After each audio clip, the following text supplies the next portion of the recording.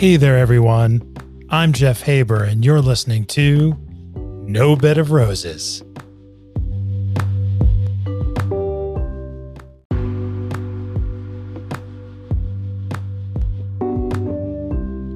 Welcome back, everyone. Chef Chris Starkus is back, joining us again for more adventures from his career, moving from the line of top Vegas restaurants to his first executive chef position. How would you like to be in the kitchen for Elaine Wynn's birthday party, cooking with the following chefs: Charlie Trotter, Wolfgang Puck, Daniel Boulud, Alessandro Stratta, Nobu, Alain Ducasse, Thomas Keller? No pressure there, right? Well, that was one night for Chef Chris. So here he is, Chef Chris Starkus. Your exec was counseling you to give up your second job because you and your buddy were burning out. Correct. So yeah, that was at Chinois. And we were pretty tired. I was working two jobs, like we said. And then we quit, both myself and another colleague. We quit the jobs, and then we basically just focused on one job and then went over to open PostTrio from Chinois. So that was forum shops over at Caesars. And then we went into Venetian. Was brand new. It was being built. It was open, being built. We knew what we were going to do. And they started talking about everybody going over there. So I opened Pastry Station there. And the interesting part there was, we were in like the canal shops, right? So there's like gondolas going through, and you would still kind of look like you were outside. So we had the cafe, which was kind of the outside part, which kind of had like those gate-like stuff, kind of felt like you were outside, al fresco dining. And then inside was more fine dining. So we actually ran two menus, the cafe and the dining room menu. The dining room was only open in the evening, but you had to run both in the evening. And that's when I cooked. So we did lunch in the cafe, and then you would do dinner in the cafe and fine dining. So we would run two menus off of the same line. And you had a line of, you had Pizza Station, which was generally one person, Pantry, which is generally two people. You had chef in the middle running it was a mesquite grill. And then you had one or two people on sauté, one or two people on pasta, and then one person on pastry. So that was a straight line, no heat lamps, nothing like that. We put up the food, it would go. So there was never any heat lamps when I worked for Wolfgang Puck at all. It just went into the window and hands right away and out into the dining room. Yeah, I mean, it might sit there for a second as you're building tables and we were doing different picks, but this was back in the day where we had ticket machines. So pizza would have a ticket machine, pastry had a ticket machine, and then the chef had a ticket machine that he doubled the tickets with the expo, and then pasta and pastry had ticket machines. Now, even though you had ticket machines, he would still give verbal calls. So when you were on sauté, you were part of the grill station. That's where, eventually I worked myself up to was, started on Pantry, worked over to pasta, pasta 1 and 2. So 1 would be like kind of like a mini expediter plating, and number 2 would be doing all the pasta cooking. And then sauté 1 and 2 would get verbal calls of up to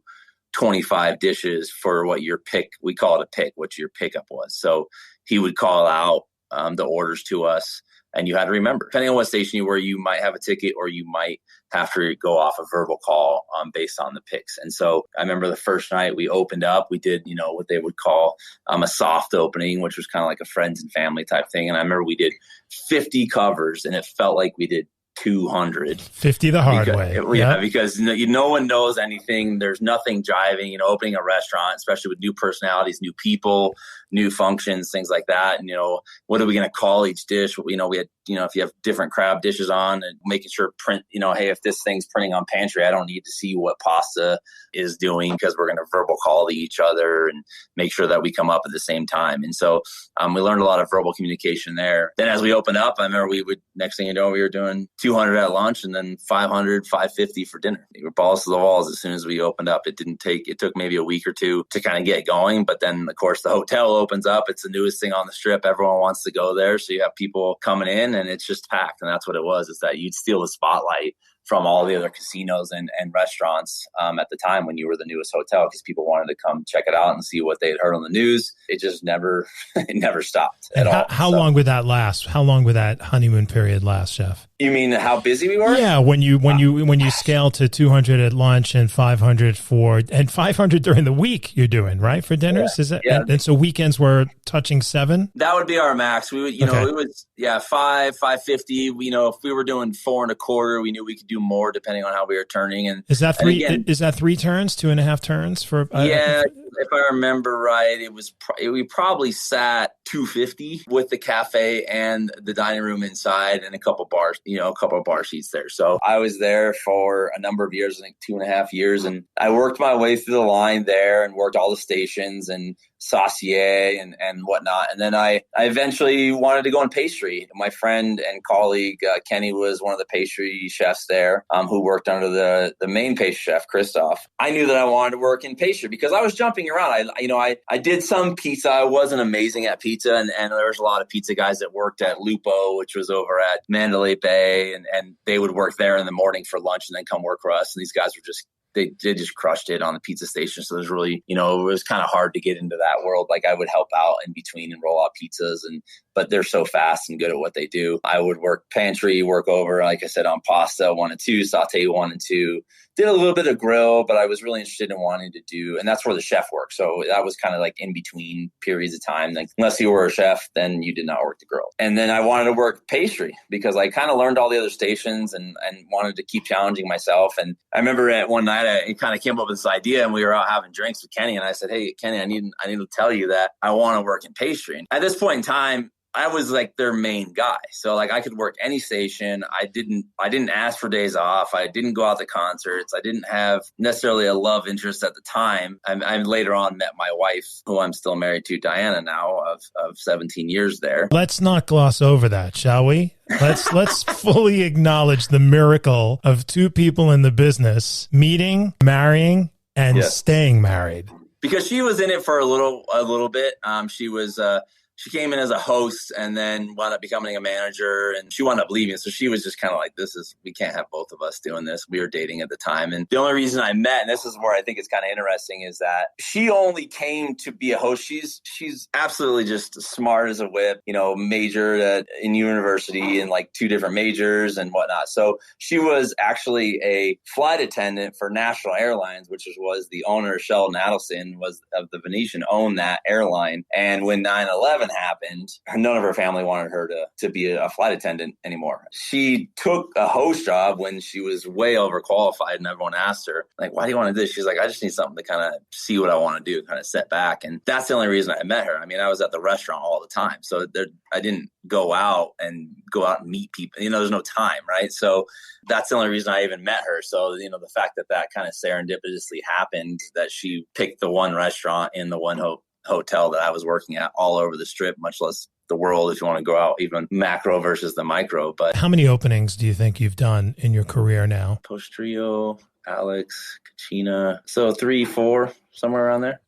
To have an operation that as systematic and just really finely tuned as anything under Wolfgang Puck, whatever the brand is, what was your experience in that build out for that line? Was the flow right, or did you find that this needs to be to my right and not here, but should be there? Were they still finessing things, or was it really plug and play and just stepped in and go, man, this works?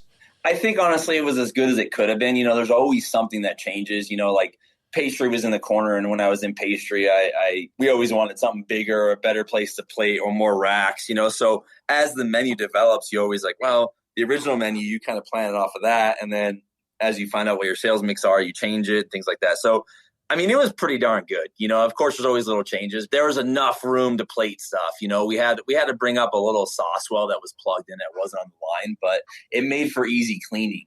So. It was kind of catch-22 one way or the other. And we had 2 full walk-ins. We had a butcher room that was split between meat and seafood, and the butchers had in the front of that would actually butcher in the walk-in, so all the food stayed cool, So, we had locker rooms and stuff. So they knew what they were doing 100%. But like I said, there was a couple things here and there, but overall it was great. And I think even through my career, I had pulled some aspects of that line into places that I was able to put my touch on. And one of them was a pass-through window that we had from pasta to the back of the kitchen. And so there was like this pass-through window that was probably 4 feet high and 8 feet wide. And I would work when we were really extremely busy. We'd call it the protein station. And in the back, because the grill was only so big, the chef would run out of room when you had so many, they'd seat the room on you. You didn't have enough enough room to put everything down. And so I would work 12 burners in the back facing the pasta cook, who had 6 burners plus his or her water. And I remember the expo would write down on a ticket kind of what the next pickup was, and he would tape it to his spoon and throw it through the window back to me because we didn't have a machine back there. Right. And I would get stuff going. I'd start firing field shops and the longer stuff, and then eventually hear the calls of what tickets were, and then start firing fish. And so when we were extremely busy, like I was talking about before, like the computer electronics show, and they were just big tables, 10 tops, 13 tops. You're putting tables together. That's what we would do. I'd work on protein station and help just fire protein so that they had time to rest. And then Saute would fire just the garnishes and then plate everything. The communication system was taping your ticket onto a spoon and hauling it through the window. Yeah. That's a little low tech, but that idea of, okay, we're feeling the push right here and we've got extra burners and just stuff is coming from the back kitchen right up to the main line. And that kind of folds into what I was talking about earlier. Is just like I wanted to get into pastry, and I was so valuable to them on the savory line because I knew all the stations. I remember going specifically to the chef because I remember having a drink with Kenny, and I'm like, hey man, I want to go in pastry. And he's like, I'd love to have you, man. It'd be great to have somebody like you learning pastry and just knowing the kitchen and stuff. So, but he's like, I don't think they'll ever let you do it. I don't think they'll let you do it. And at this point in time, I'm like, I don't know, probably 20 or something like that. I didn't want to become a sous chef. We had talked about it a little bit, but I was too young to do that. And I didn't want to be stuck in like a sous chef position. I wanted to be able to have a little bit of a latitude, not to just have to manage. Right. So I came in and I knew, just like any restaurateur or whatever, money speaks, right? And so I think at the time I was making $14 an hour. And so I came in and I said, hey, chef, can I talk to you? It was like after shift. And I said, hey, I want to work in pastry. And what I will tell you is, because you had annual reviews, I said, what I want to tell you though is I don't want to raise. I just want to go into pastry because the knowledge of that is raised enough to me to learn it. He was like, okay. Of course, he's like, cool, you have to train your replacement, all that stuff. So I trained my replacement, but then I would work in the mornings and I would get off, I'd work 10 to 6 or even earlier. But what would happen was as reservations would rise, I'd be trying to leave and they'd be like, hey, Chris, we need you to work protein station tonight. We're pretty busy. We got 300 on the books. We're going to probably do 500. Can you stay, get paid OT or whatever it was. And most of the time I did. So even though I was in pastry, I would still work that protein station, or if there was a call in, I'd work, and help out and get them through the push and then go home. How long do you stay in pastry? It was about a year. It was funny. I've always had a sweet tooth, and I was like, cool. I'd always go back there and grab some chocolate or something like that, get through the day. And, savory and sweet are always like exchanging stuff. You do not look like a pastry chef. Let's just say that for everybody who's listening. He's svelte, slender, fit, extra sexy. Not that pastry chefs aren't sexy, but they tend to reflect the station they're on. So, sure. Yeah. And I was even more skinny back then. So, I did that for a year and Kenny taught me chocolate work and candies and wedding cakes and making ice cream and plated desserts and banquets and all sorts of stuff. And then did they have a cold room for chocolate also there? Or no, it was in the back corner of the room and we had a marble station, a table to work. And we actually had like a gelato machine. It wasn't like an ice cream machine that you're used to seeing. And I'll tell you what, that was the only time in my life I ever worked with one of those. And it was amazing because it could hold like, normally ice cream machines, like they're like a quart at a time. They suck. The batch freezers that just never work. Right. And I had no idea that like this thing had antifreeze that went around the bottom. I was told how special it was, but I had no idea until I left there how special that was. And I would love to have that in any kitchen I'm ever in moving forward. So that with having the equipment and everything we had a chocolate temperer. So we got one eventually because we made a lot of bonbons and candies and things like that. Did some sugar work for garnishes and pulled sugar sticks and things like that. So I really got a good base of what I wanted to know there. And then, it started, this was back in the day when I was reading food arts, and there was one that came out called Santé that was out. That was more, beverage focused. And so I started reading about restaurants, and then, Art Culinaire. I got a subscription to Art Culinaire. I wanted to know what these fine dining restaurants were about. PostTrio was still, very high end, but still high covers as well, high volume. There was a restaurant called Renoir, and that was Alessandro Stratta, which was at Mirage. And that was when Steve Wynn owned the Mirage. So back in the day, I made the transfer to go over there. So I went and I staged for 2 days. We should, because I'm cutting you off here because we've said stage. We said stage in the previous episode, so we should explain what a stage. Everyone sees stage when they read it. That's how it's spelled. But what's a stage, chef? You basically go and you work in a kitchen for free. Sometimes you're seeking a job, sometimes you're not. You're just there to get education and help out. And so I wanted to go over to Renoir and see what it was like, because they were literally they were closed Sunday, Monday, dinner only, 5 days a week. You know, I think they sat, I want to say 70 or 90, but I mean, it was legitimately classic French fine dining. Alessandro Stratta had worked for Daniel and Alain Ducasse when he was younger. It was 5-star, 5 diamond. At this time, Michelin had never been to Vegas. So I wanted to see what that type of food was if I had the chops to work at that type of place. I mean, it's like the whole 800 count linen, chandeliers. There was 4 actual legitimate Renoirs sitting on the walls, that Steve Wynn owned as an art collection. So they were sitting in the dining room. So opulent Christoffels, silverware, just everything, Bernardo plates. I went over there, I staged for 2 days. I was kind of looking for a job, but I was wasn't sure if I was there. And then by the end of the time, the chef de cuisine, Dan, was like, hey man, you're asking all the right questions. We have a chef de partie open, which is just under a sous chef, but kind of a lead in the kitchen. 70 seats, 75 seats, 2 turns for dinner? 1.5. 1.5. No pressure on this. And 5 courses, easy? Yeah, we had a tasting menu. We did have a la carte, but mostly people came in for tastings. Sommelier, front waiter, back waiter, captains, right? Captains, the whole deal. 5 days, dinner only. I mean, this is the dream restaurant. 100%. What was the vibe? What was the flow? What was the difference between just the machine of PostTrio, that big volume, still executing on a high level, but that big volume? What was that? Could you feel that in the 2 days that you were there? I mean, was it just night and day? No, you had the time to be precise. You know what I mean? You didn't. Yes, there was still stress because you're executing on a high level. Your check average is much higher. So the expectations higher. The team was gelled a lot more. You're going from 7 days a week to where now there's a person on pantry 5 days, and maybe you're working pizza 2 days. So the mise en place is different. Where now here you are. You're working on meat station, whatever it is. You're working that all 5 days. There's no one covering you. That's your job. You own that. Yeah. You own that. Yeah. And so because you have 2 days off. So again, mise en place is fresher. They're not carrying over. The team just gels a lot more. I remember there was a chef in the morning and a prep cook that had worked for the chef for, 13 or 14 years. Remember, I had worked for Wolfgang for a number of years. I think by the time I was in at PostTrio, it was about 5.5 years I worked for them. But even at that, I saw a ton of turnover. And so going into a restaurant and seeing a team that had worked together for 10, 12, 15 years, because Alessandro Stratta came from Mary Elaine's down at the Phoenician in Arizona to come to Renoir. He took his team from there and brought them to Vegas. That was some of the front of the house people too. So I thought not only is it the fine dining service that I wanted and read about, and wanted to know if I could be part of a team like that and execute on a high level. But also, there's got to be something too, working for a chef for 15 years, that he's treating his people right, whatever that is. And so I was very curious. And so when they asked me about a job, I remember coming home and thinking, I was so loyal to my previous restaurants, but I realized that it was time for a change. And Diana, my wife, was one of the first people to really be like, you've done everything you can for this previous employer. You don't owe them anything anymore.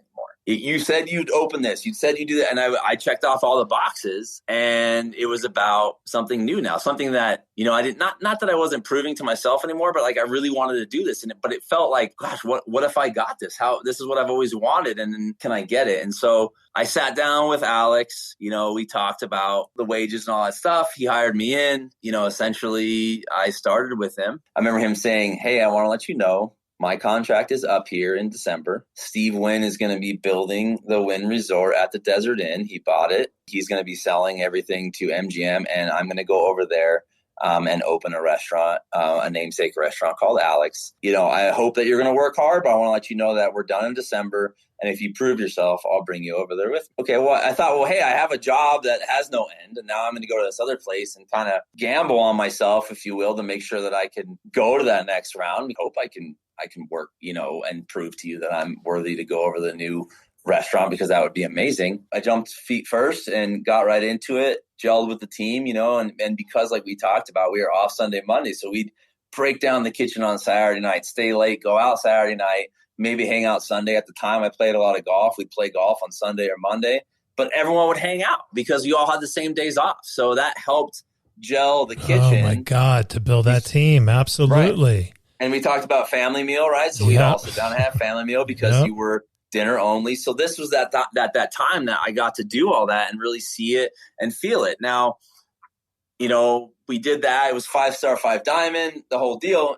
Next thing I know, because Steve Wynn had sold to MGM, the long story short is we came in one day. It was in October. There was a note posted on the door basically saying, hey, there's a meeting. I think we all would go in at like 3:30.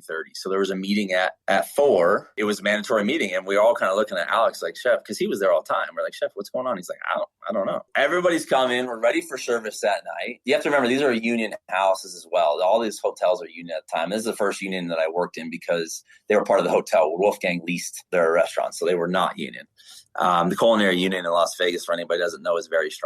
We went in, sat down, and basically union leaders came in, and then some of the vice presidents and presidents of MGM, because at this point in time he had sold. They said, you guys are closed. You don't have service tonight. We're closing you down, because MGM was about making money, as was Wolfgang, as any other restaurant. But this was more of a Steve Wynn this was something that he wanted to send his players to. It was an amenity to people in the casino and his friends and celebrities. And it wasn't about making money. True loss leader, right? I mean, correct. True loss leader. It was about being over the top for the sake of being over the top. Not only are you doing these lower covers at this higher level, but then you're not sweating the P&L. You just go, hey, go out there and be great, and don't worry about making money. Be the best. Make sure, but the expectation is that you're going to get all the awards, right? That's exactly what happened. And so, like I said, when I was there, we were renewed. It was mobile 5-star, AAA 5 diamond, I believe, if I have that right. So that was the thing, was we had all the plaques on the wall, the whole deal. Well, MGM comes in, they close us down. Basically, all of us are out of work in October, 2 months prior than what we had thought. Because we thought we were going to close at the end of the year in December. And at this point in time, we knew the Wynn wasn't opening till April. That's the interesting part here, is that there was a gap of time here. And now all of us kind of sat around when they left. Alex looked at all of us and he said, I'm going to get every single one of you guys jobs and we'll get through this. He did exactly that. He got everybody jobs. At this point in time, I was engaged to Diana. We had a honeymoon. We were going to Europe for 6 weeks, and we were actually leaving February 14th. We were leaving on Valentine's Day to fly to New York and then into Spain. And we were going to be in Spain, France, and Italy for 6 weeks. And Alex knew this because I was going to go eat at Alain Ducasse's place in Monte Carlo, Louis Cannes, because he didn't want to get me a job in a kitchen, because he basically was like, who's going to hire somebody for 4 months? Yes, maybe as a favor, but I didn't want to do that to somebody, right? He got me a caddy job at a place called Shadow Creek. It's like you're in the Carolinas. It has like an Augusta National feel. A completely private golf course. Originally, it was for players only that would, gamble so much. And eventually they started charging $500 a round to play. Nice. And he got me a caddy job there. And everybody there knew. But again, as my background in golf, I could caddy, I could play.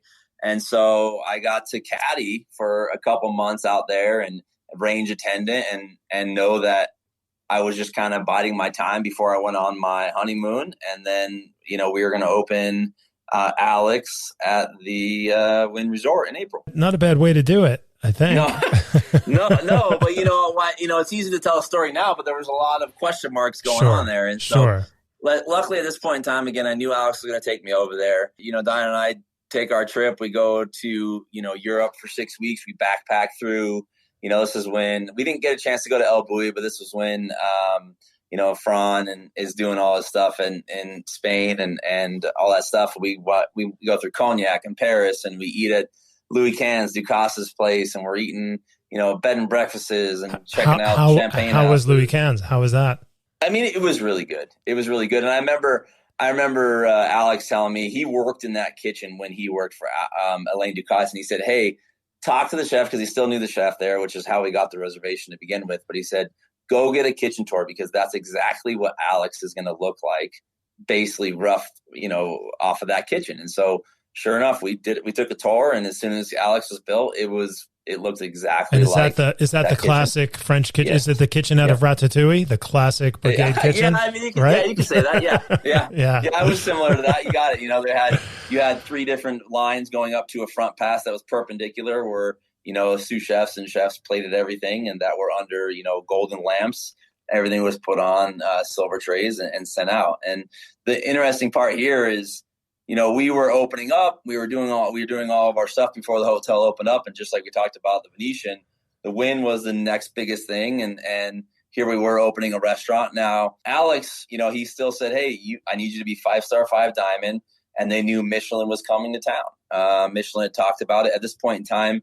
Guy Savoy had opened his restaurant over at Caesars, and Robuchon had opened the Mansion and whatnot, and Robuchon over at MGM. There was 2 French chefs, very high level, ones that had stars before, and Alessandro Stratta is Italian. Those were the ones that everyone had their eye on for when Michelin came to town. We opened doors on April 5th, 2005. The first day we were there, we opened up it was Elaine Wynn's birthday party. So we had 180 seats when it included our private dining room and stuff like that. So we could seat 180. We did 2 different menus. They brought in 10 chefs. We had Wolfgang Puck, Paul Bocuse, Charlie Trotter, Danielle, Alessandro Stratta, Nobu, Thomas Keller, everybody I've ever read about in our kitchen. And this was our first day. So we had been practicing our menus that we knew we were going to open with. We were doing this menu the opening day. And then the next day we were going straight into a full service of regular menu opening. Here you go. So hold on. You fed all those guys? Is that? No, we were working with them in the kitchen. They created the menu for Elaine Wynn's birthday party, and we were doing a multi-course dinner with them in the kitchen. It was our crew. They all came in, and we would help them do their courses, help them plate. Some of them brought their sous chefs, and then we executed basically a birthday party dinner for Elaine Wynn in the restaurant for, I think it was 110 people that night.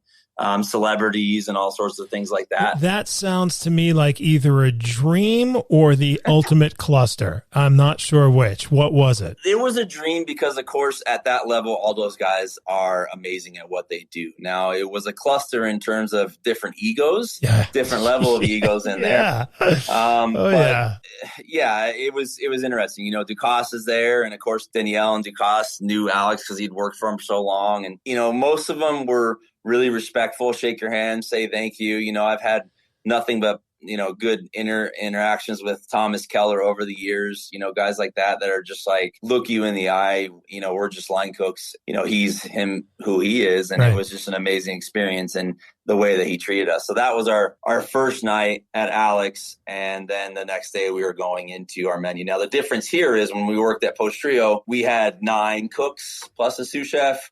At Renoir, 70 seats, we had 6 or 7 plus, a chef. And so there's maybe 10 of us in the kitchen.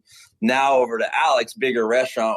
At the time with pastry and everything, we had close to 19 people in the kitchen for a dinner service. Again, it was about executing food on a high level. It had nothing to do with P&L. There's no way you could have 19 people in a kitchen and actually make money without paying somebody shift pay or something like that. So it was great to be and focus on your station to really execute on a high level. We had a canapé station, which 2 people were on. We had pastry station, which pastry chef and 2 people were on at night. We had meat 1, 2, and 3, fish 1, 2, pasta 1, 2, cold apps 1, 2, hot apps 1 and 2. You had a sous chefs in there as well. So all those people were in a kitchen to do 110, 120 covers 5 nights a week. It's crazy, right? So again, you're going from there. And then again, it was expected that we were going to go and do Michelin level stuff. Long story short, I was there for, I guess, almost 2 years. And in those 2 years, Michelin came to town. We had plenty of pre-shifts and he wanted to let us know. He told us before it all came out. He said, look, guys, I need to tell you, this is a 3-star crew. And what you're doing and executing is 3-star, because when he worked for Alain Ducasse, he's seen that. But he said, I need to tell you that I'm not French. Therefore, we are not going to get 3 stars. So just know that's just the way how it goes down. And sure enough, later on that week, they released the results. Guy Savoy 3, Joe Robuchon 3, Alex 2. Yeah. That's the old school way, right? Yeah. I mean, yeah. And is he half Italian, half French? He has some French. He has some French in him, but it is not enough, mon ami. It is not enough. Yeah. We were a little heartbroken, but the team that we had, we really gelled and we loved what we were doing. Again, I loved working for Alex. He was a great chef, mentor, treated people with the utmost respect. And it really, after, again, a number of years, I worked for him for 5 years as well. I knew why people stayed with him for 15 years. It's saying so much in an industry where, as you said, you just have so much churn. I'm just looking. He took over Scarpetta from Scott Conant. It's saying so much, even in the ideal conditions that you guys enjoyed with that very labor-heavy roster that you had. We ran like a 40% food cost, and that, like I said, kind of rolls into where I was at too. Was I just kind of thought, I know this is awesome and it is amazing, and I had done it for, worked with Alex for about 5 years or 4 years at that point in time. He was going to be taking over a trattoria in the Wynn Hotel that was more, again, at this point in time, it's still chef de partie. I'm not a sous chef or anything like that. I wanted to become a sous chef. I wanted to understand the numbers, and I wanted to understand what that was all about. Well, I told him, hey, I want to go over to, the name of the restaurant was called Corsa at the time, and he was going to be rebranding it and opening it, his trattoria, so more cafe style food, as Strata. I said, great, I want to go over there. So he brought me in as a sous chef. I worked there, helped rebrand the restaurant, reopen the restaurant. I worked as a sous chef there, then as chef de cuisine for him as well.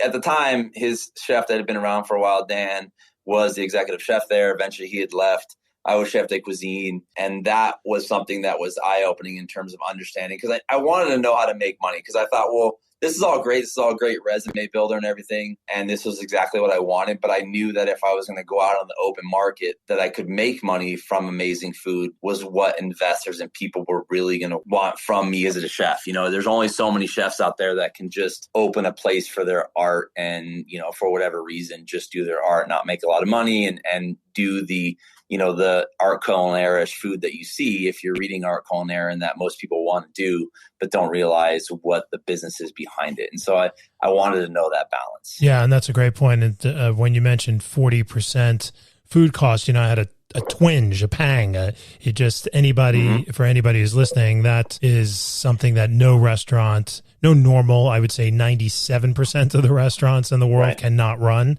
The lights will go out in 2 days. So correct. That's a luxury that most operations will never have. And it's fantastic that you had that window. But your takeaway, as you said, was, hey, I want to see how you can do this at this level and make money. This is the holy grail. How do you do that? When, chef, do you make that move? When does it happen that you get to become an executive chef? I wound up being a private chef for a family for 2 years, and that's what got me up to Portland, Oregon. We had looked in San Francisco, things like that. I actually did a stage out for Douglas Keane at Cyrus when he was out there to see what that was going to be like. I didn't make those choices and wound up going and be a private chef for this family. And so I did that for 2 years. That's what got us into Portland. And then when I left them is when I started to go and work for Urban Farmer in Portland, Oregon. I did a tasting. And this is the interesting part. And this is why I tell people never to burn bridges in the industry or any place they are, was that I had applied to a lot of positions. Portland's a much smaller market than there's a lot of more chef-owned places up there, not as many like restaurant, big conglomerate companies. And so I had heard about the Nines Hotel and Urban Farmer. I had applied there, never heard anything back. Through, a social network, the runner that was the main expediter for Wolfgang Puck was married to the pastry chef for Urban Farmer. And we were good friends, and we knew that they had left Vegas to go work in Oregon, but didn't know where. So when I found out through John that his wife was the pastry chef, she knew they were looking for a chef de cuisine. And that's actually how I got the interview, was because she had given my resume to the executive chef directly, even though I had applied online, did a tasting, and wound up getting the chef de cuisine job there under the executive chef, Matt, who was there, had been there, 6 or 7 years before I got there. That was one of the first starts there at that urban farmer in Portland. And then after about 2 years, maybe it was 4 years there, went to be executive chef here in Denver for Urban Farmer Denver, opening that restaurant. Urban Farmer Denver, your first stop as executive chef and opening exec. I had been chef de cuisine. I actually did a stint with Rick Moonen in Mandalay Bay as well, between the private chef and Urban Farmer Portland thing for about a year and a half as executive chef there. Then yes, over to Urban Farmer Denver. So yes, that was the first time. But again, I've been right there for a number of years, so it wasn't too much of a jump to become that. It was just the right opening. And I was actually telling this story today where I wanted to go, I wanted to grow, but I wanted to do the food that I wanted to do. And I remember doing a tasting. I had been, again, at the chef de cuisine at Urban Farmer Portland for 4 years. And so most of the corporate people had seen my food, but they still wanted me to do a tasting, which I kind of was like, really? I thought, well, they know me. But then I thought, you know what, this is a really good opportunity to do, you know, the really strong farm to table cuisine that I wanted to do. And so I worked on a menu of 5 courses and executed it actually at the corner office for the corporate team for about 10 or 12 people. I thought, I'm going to do the food that I want to do that was a little bit different than the classic urban farmer food that had been done. At this point in time, there was the one in Portland, Cleveland, and Philadelphia. So there was already 3 open up. But I didn't want to just go in and do straight steakhouse cuisine. I wanted to do something a little bit different. I did that tasting and I thought, well, if they hate it, then I know this isn't the place for me. But if they love it, then this is exactly where I want to be. They did love it. And, I was able to get the position there, opening team. And a lot of my cooks and sous chefs that I worked with in the Portland one, I told them, hey, you want to come to Denver with me? Let's do this. And a lot of them said yes. And that's how we got this great team to come down to Denver. And really, again, we knew each other. I knew what building great teams, how much value that brought, especially coming from Alessandro Stratta. And it really helped the opening of the restaurant be what I wanted it to be and what everybody else wanted it to be. So yes, it was stressful, but it wasn't as, knocked down crazy as it had been in the past. How much input did you have into the design of your new kitchen? Actually, a decent amount. Some of it was moving forward already before I got on board. But, one of the main features that I like about Urban Farmer here in Denver, if nobody's been there, is that you can see there's a door and there's windows into the kitchen. I remember the original plan was to put walls there. And I thought, it's so often I had worked in kitchens where there was no windows at all. And when you have daylight coming into your kitchen, it changes so much about what you're doing there, how you feel about it. There's a connection about what's going on outside, a connection to people. I had worked in open, kitchens in terms of out to the dining room, but not necessarily out to outside or anything like that. I really wanted it to stay with the windows, and we designed it around that. That was one of the major design elements, as well as designing in the micro shelves and things like that into, we had micros, and then having the mushrooms down in the basement down by the restrooms. Those are some elements that I wanted, to bring a lot of the kitchen and the farm table elements into the dining room, because I didn't want it to just be like plates or like plants, that are there that nobody ever uses. I wanted to see people coming in the dining room and pulling micros for garnishes and things like that. So the guests could see us using these things, and that it was really a through line to what the cuisine was. And so we were able to build some of those elements in, and the window, especially in the kitchen, was huge. People would come and watch us cook and stand out there with their kids. And whether they were dining in the restaurant or not, it was a huge, huge part of the design, I felt, and I really enjoyed that part of it while I was there. Of course, it's going to make the kitchen team be a little more on point because they've got a public audience, right? I mean, everybody's seeing into the back of the house, which people don't normally. You might see through the pass a little bit. Correct. But here you literally had a window on the world on what was going on back there. And it was an impressive kitchen. It was busy. Yeah, it was busy, and it was always cognizant to work as clean as you could, because you didn't want people looking at dirty floors or dirty towels, things like that. So it was a different element to the culture of the kitchen. When you don't see your guests, even though you're cooking for people, unless you see those people, you kind of lose that, especially as a cook. When you're just turning out covers, you forget that you're actually cooking for people that are going to eat the food in front of you. You kind of get disconnected a little bit that way. And so it was a reminder to know and understand that you are cooking for people that are going to eat this. So please take your time and focus on seasoning it properly, executing it well, even though I'm looking at you straight through the window telling you to hurry up. Right.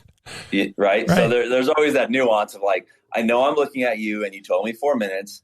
I'm telling you I needed a minute, but I still needed to look and taste like it took you 4 minutes. So let's go. You know what I mean? Like magic. yeah. That's the magic. Somehow we changed physics in the kitchen. I wanted to jump back to Alex for a second because we were talking a lot about the back, but so much of the experience is about what happens in the front. Can you just give us a minute or two on just your thoughts of the team? I don't know who the GM was there, or what you thought of the front of the house team there. I mean, they were epic. I mean, they were the best at what they did. And that was the one thing that Alex would always say. He'd say, hey, come in and eat dinner. You know, I mean, obviously we weren't paying the price of what it would cost to be in there, but it was about understanding the experience on the other side. So you knew in the kitchen what it felt like, you know, how things were plated, how was it easy to eat when you were sitting in the dining room with a suit on, because you had to have a suit on, suit and tie, and what it was like. So he would invite us in. Any one of us is welcome to come in. And we did. I think I came in and dined there 2-3 times in the years I was there for birthdays and things like that, anniversaries or whatnot. So they were special occasions. But then you really got to see the team do what they do. And, you know, with the team service and the group, you know, dropping, you know, synchronized drops. Thank you. Synchronized drops. You know, we had a master sommelier on staff. Everybody had at least a level 1 or level 2 wine knowledge. And of course, seeing him do his work and how he poured wines. And then we had an elite cocktail team as well. And so we had rectangular silver trays, custom Bernardo, and the way that they dropped and how seamless they worked, and how quiet they worked, and how their deep knowledge of the menu and all the ingredients. We did so much training on the menus from the back of the house to the front, and they had to be tested as well. And so because of that, all that shone through when you came in on the front. And so I saw that, and they were amazing. They were some of the best servers I've ever worked with in terms of that style of service. It was a great experience. And again, to see that, and that's why even in the first part, or part 1, where I talk about understanding hospitality, of my time in Vegas, it was one of the best places for that reason. I was working at one of the elite restaurants, not only in Vegas, but in the world for the Michelin rating. And to see the style of service be at its best when you know people that come in and know their drinks, know what they eat, you know their likes. You don't have to ask the questions. It's very seamless. That's really what a professional in the front and back of the house does and knows. And that's really the difference between someone who's just doing it for a living and somebody that's doing it for a career and a profession. At those prices, you could have people who are doing it as a career. It was sustainable. And that's the challenge, of course, that we all face now with most of the operations in today's modern restaurant business, that it is a tough row to hoe to make that pencil out and pay everybody a living wage. Yep. It's alchemy. That's magic also. And as soon as somebody figures all of it out, I'd love to hear it, because I've spent a good portion of my life chasing that, and it is elusive. When I hear stories like the one you shared with us just now about it being subsidized, as soon as the money guys came in, that subsidy was over. That's it. Yep. Lights out, right? MGM came in, said, the accountants looked at the P&L, said, no freaking way. This is gone. We'll put it in a food court. 100%. And that's the thing is, like, we know about the pandemic and all that, and what it's done to the industry, but I really hope that what comes out of this is a change to, you know, the disparity between front and back, and really what livable wages is. And that should be the new design of a restaurant to be sustainable, not only financially as well. You know what I mean? Like, again, like you said, what does that algorithm look like? I don't know, but it seems like in order to continue to maintain the industry and keep it healthy, there has to be somebody working on that to be the right thing. And like you said, you can't look at old models of profit and look at the future, you know, if you're going to actually pay what you need to pay. And I think that at the higher echelons of the restaurants, they do that, but not at every place. No way. No. And if they do it at those higher end restaurants, again, they're either so expensive that is just for the lucky few, right? Or they're being subsidized somehow. And that's why Vegas can do what Vegas can do. The gambling floors are subsidizing that. How we all make it work is a challenge. And I'm going to say, Chef, that I feel like there's a part 3 coming. I feel like because we didn't touch on sustainability here. We got to you getting to Urban Farmer as exec, but this is an important one. And I think it goes for my money. I think it goes all the way to the farmer and the hands in the field, bringing in the crops.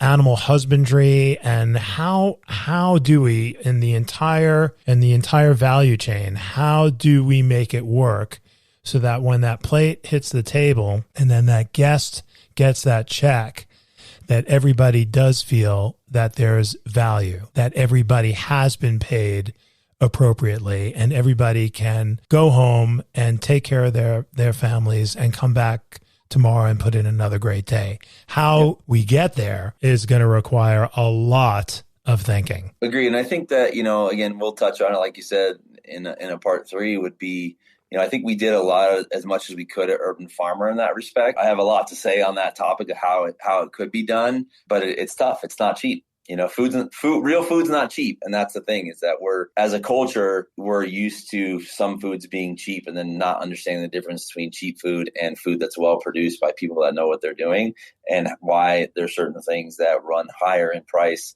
than others, just in general. I mean, most of us could figure that out. But when you're going into a restaurant, why is a McDonald's burger the cost that it is? And now you go into Urban Farmer and I'm charging you $17 for a burger. No question. And here's the big thing, and there's a lot to this, and we probably need whiteboards for it. But is there a case for, you look at McDonald's, greatest fries in the world, no argument. But but you look at McDonald's, chef, and you say, what is the social cost of having a portion of the population ingesting this food? Right. What does that do to our healthcare system, to the development of our children, to even social discourse, how people are experiencing a meal? I mean, there's so many touch points here. Yeah. And again, this is just teasing out some stuff for this next episode, but it's a very, very big and complex conversation. For me, food is medicine, right? And so if you look at what you're spending for prescriptions and all the other stuff to effectively subsidize eating habits, say at McDonald's or something like that, if you even go out and just eat great food, it probably costs the same to eat well nourishing food and not have to supplement it by supplementing cheap food by going and getting pills to figure out if you're diabetic or not. And I know there's a lot there. That's just because people are eating certain things doesn't mean it's leading to all their medical stuff. But that is where I came from as a chef, of like, hey, eating, food that is nutritious in its own, whether it's meat, vegetables, or whatever, that could be a food as medicine type of thing. Is that not the ultimate wellness program? Right? Ideally, yeah. Yeah. I mean, so do you get from your insurance company, is there a stipend? Eat well, take care of yourself, stay out of the doctor's office. Of course, the pharma companies are going to have a coronary, but they've got plenty of heart medication. So if they have a coronary, they can self-medicate. It'll be fine. That's good. Yep. But pharma it is, again, a complex web. It is a conversation that the pandemic has accelerated. It has to happen. Chef Chris Starkus, thank you again so much for a wonderful conversation and a tour through that second chapter in your career. I know there were many more chapters, but I really do appreciate your time and love talking with you. So thank you. Thank you, and vice versa. Thanks for having me on, and thanks for listening to all those stories. Are kind of nice to remember, actually, going way back like that. So thank you, and I look forward to the third part.